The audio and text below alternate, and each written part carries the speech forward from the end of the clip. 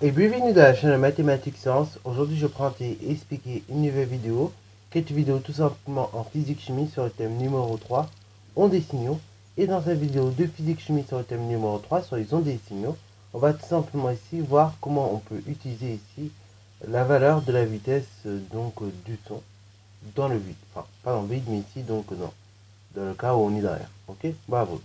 Donc, du coup, ici je vous propose un exercice qui s'affiche juste là pour tout simplement manipuler cela. Et donc ici on nous parle ici d'un avion de chasse en fait qui se déplace à une vitesse de valeur v qui est égale à 2400 km/h.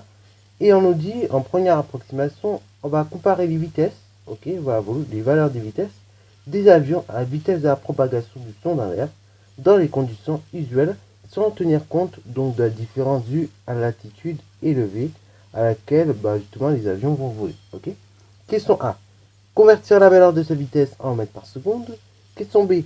Calculer le rapport de la valeur de vitesse de cet avion de chasse par la vitesse de la propagation du son dans l'air dans les conditions usuelles. Question C. On dit qu'un tel avion vole à marche 2. Proposez une explication de cette expression. Et question D. On dit que la vitesse de croisière d'un Airbus A380 vaut 900 km/h. Donc déterminer si cet avion de ligne effectue un vol subsonique ou bien au contraire un vol supersonique. Ok, bravo. Donc ceux qui sont chauds, vous pouvez mettre la vidéo en pause. Sinon on va tout simplement corriger cet exercice. C'est parti mon kiki. Alors donc on va commencer par la question A. C'est-à-dire convertir tout simplement la valeur de la vitesse en mètres par seconde. Ok, bravo. Donc ici, la vitesse qui nous est donnée, c'est V, qui est égale à 2400 km/h. Ok, voilà. Et donc ici, on voudrait l'avoir en mètres par seconde. Donc pour y arriver, pour avoir cette vitesse en mètres par seconde, on va tout simplement ici diviser la valeur de la vitesse par 3,6. Ok, bravo. Oui, je vous rappelle, quand on passe du mètre par seconde au km/h, c'est multiplication par 3,6. Quand on passe du km/h au mètre par seconde, on divise. Et en l'occurrence, donc ici, on divise par 3,6. Ainsi, donc, c'est 2400 km/h. Ok, voilà, divisé tout simplement par 3,6. Ok, bravo. Pour avoir le résultat directement en mètres par seconde.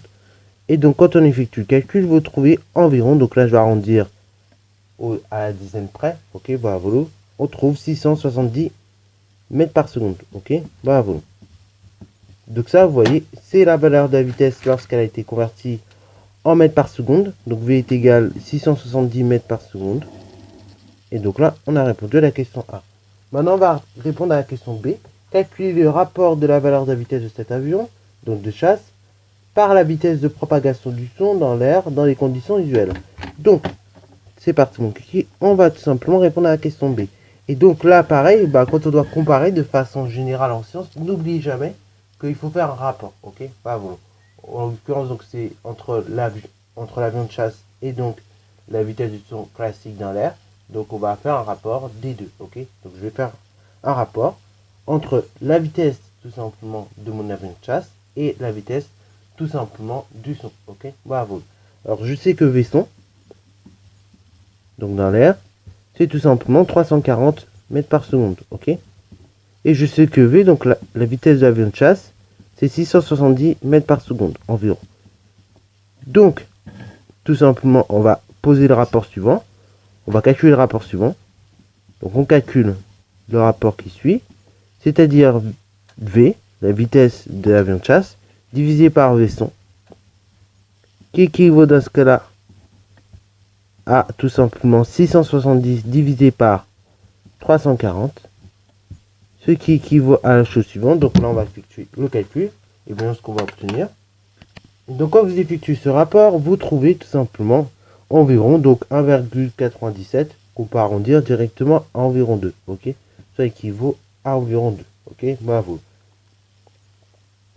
Alors, donc, vous voyez que du coup, et pour la question 2, le rapport finalement en termes de vitesse entre la vitesse de l'avion de chasse et la vitesse du son, il y a un rapport 2. Ok, bravo. Et donc ainsi, question C, on dit qu'un tel avion vole à marche 2. Proposez une explication de cette expression. Alors une explication possible de cette expression serait que tout simplement, en fait, du fait que l'avion de chasse vole 2 fois plus vite que la vitesse du son, il se déplace 2 fois plus vite que le son, Et bien de ce cas-là, c'est pour cela qu'on pourra avoir une telle explication. Ok, bravo. Alors c'est une explication possible du phénomène, enfin, de ce qui se passe. Bien évidemment, et bah voilà. Ici, c'était une explication possible qu'on vous demandait. Donc là, l'explication la plus logique qu'on pourrait donner ça, ce serait tout simplement par rapport à ce qu'on vient de calculer, par rapport au rapport qu'on vient de calculer. Alors question D, donc ici on dit que la vitesse de croisière d'un Airbus A380 vaut 900 km/h. Donc déterminez si cet avion vole de façon supersonique ou au contraire, donc tout simplement subsonique. Ok, bravo. Alors pour ce faire, on a deux façons. Soit on convertit la vitesse de l'avion en mètres par seconde, ou soit on convertit tout simplement la vitesse du son en km/h. Ok, bravo. Alors pour ce faire, nous on va convertir la vitesse de l'avion en mètres par seconde, comme ça on aura tout en mètres par seconde. Mais après, pareil, on peut très bien convertir la vitesse du son. Alors du coup, on va convertir la vitesse de l'avion, ok, bravo, de l'avion, donc ici de Airbus, ok. Donc Vairbus, ici on sait que c'est tout simplement, on a dit 900 km/h, ok, jusque là on est d'accord. Nous, on veut Vairbus, mais cette fois-ci donc en mètres par seconde. De ce cas-là, on va tout simplement diviser les 900 par 3,6, de sorte à avoir la vitesse en mètres par seconde.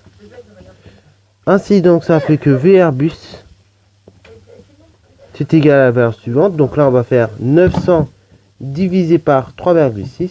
Et là comme ça on obtiendra le résultat qu'il faut. Donc c'est-à-dire 250. Donc 250 quoi? Ici mètres par seconde. Là qu'est-ce qu'on constate? On constate la chose suivante. On constate que tout simplement on a la chose suivante. On a 250 mètres par seconde qui est inférieur à tout simplement la vitesse du son, donc 340 mètres par seconde. Ce qui équivaut à dire que dans ce cas-là, on a Vairbus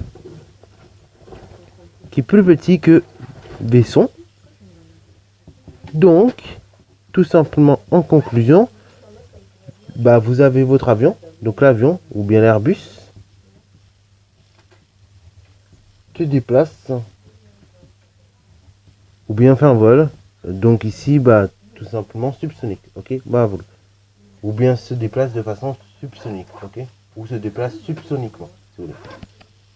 Et voilà, donc là, on a fini de corriger cet exercice. Donc, si il t'a plu cet exercice, tu peux encore une fois t'entraîner, voilà.